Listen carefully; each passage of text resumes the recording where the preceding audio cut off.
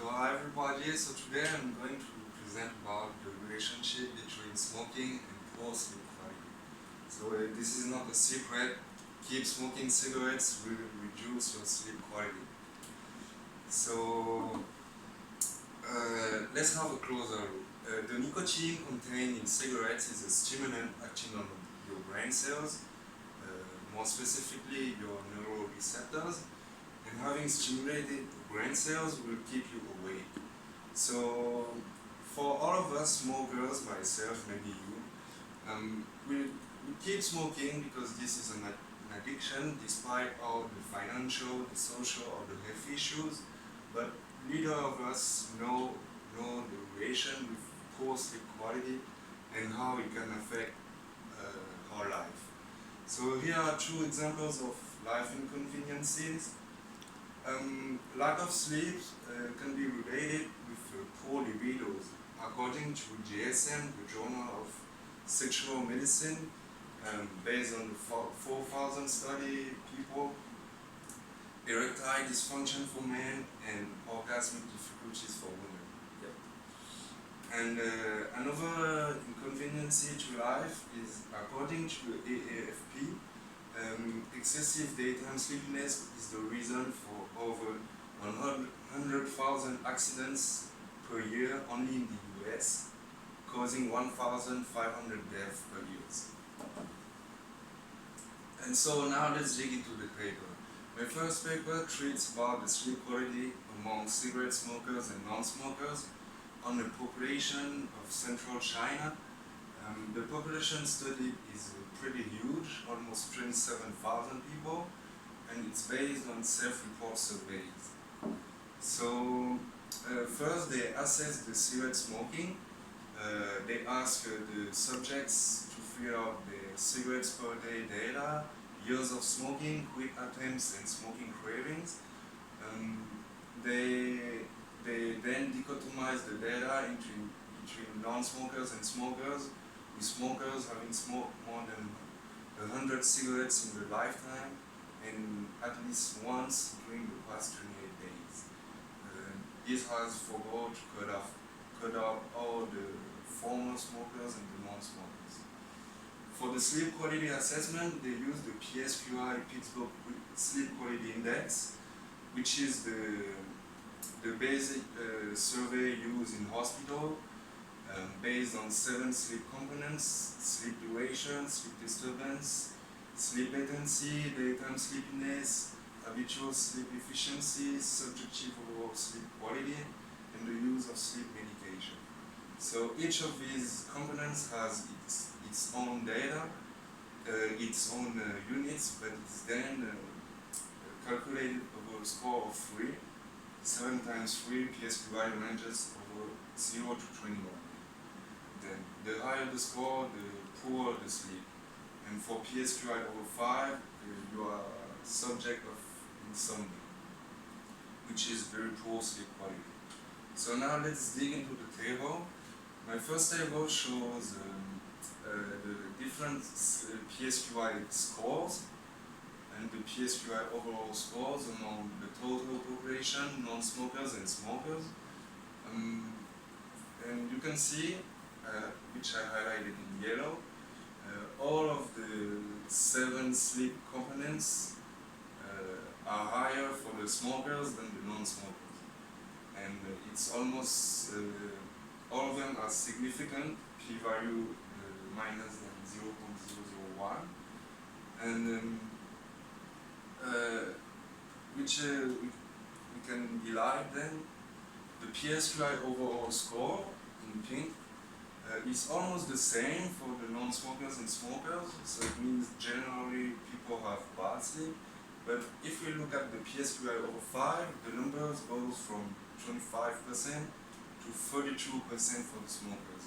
So if you're non-smokers, it's basically 1 over 4 people will have insomnia, but if you're smokers, 1 over 3. So that's a huge shift. And then they look at for confounders, which I then plotted into the table, the bar graph table right here. And you can see the blue ones are the non-smokers, the orange ones are the smokers, and for the demographic data confounded, age, education levels, marital status, and living region. The orange bar is higher than the blue bar for every one of the companies. That means that the smokers have poorer sleep despite their demographic data. So now let's bounce onto my second paper, which treats about nicotine-dependent symptoms among young adults. And the population studied is very young, 24 years old of average, and it's based on self-report surveys as well, and they only have selected the smokers. They cut out of all of the non-smokers, former smokers, or occasional smokers. And for the cigarette smoking assessment, they look at the past year smoking frequency, the number of cigarettes smoked in the past month. And they also look as well to 5 nicotine-dependent symptoms: withdrawal attempts, self-medication, craving for smoking, ICD-10, which is the International Classification Disease 10th edition, the comorbidity surveys, which look at the nicotine dependence as well.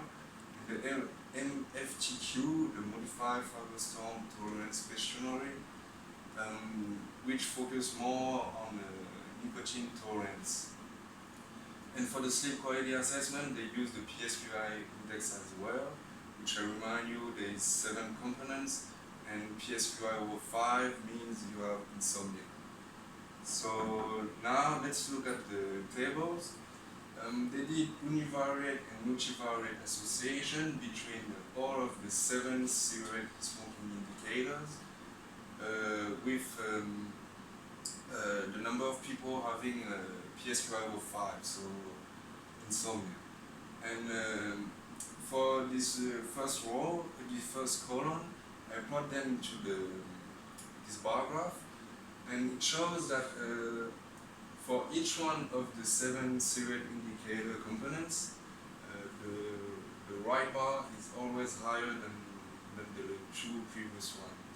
This means the heavier a smoker you are, and the more chance you have to have insomnia. And they did then the multivariate analysis for confounders, so age, education of the mother, alcohol consumption, and sex.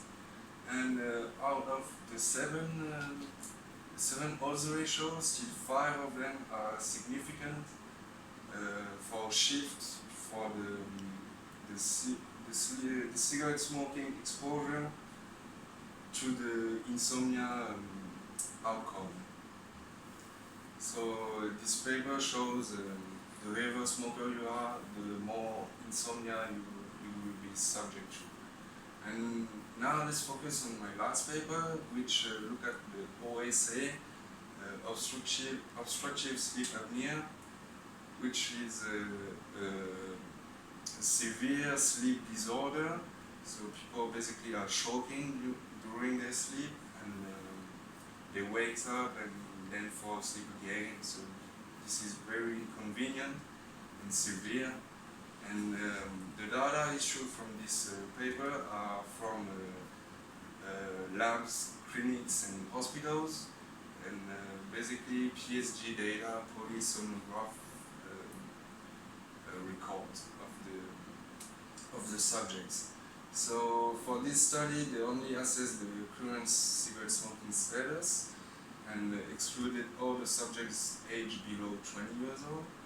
And for the sleep quality assessment, there is the polysomnography parameters, which are the sleep period, sleep efficiency, arousal index, periodic leg movement, apnea-hypopnea index, which is the number of times you wake up because you were choking, snore times, oxygen saturation, Epworth sleepiness scale, which is the excessive daytime sleepiness, and all of these are assessing if you have OSA or not. So the results, I would like you to look first at this table. It shows the difference between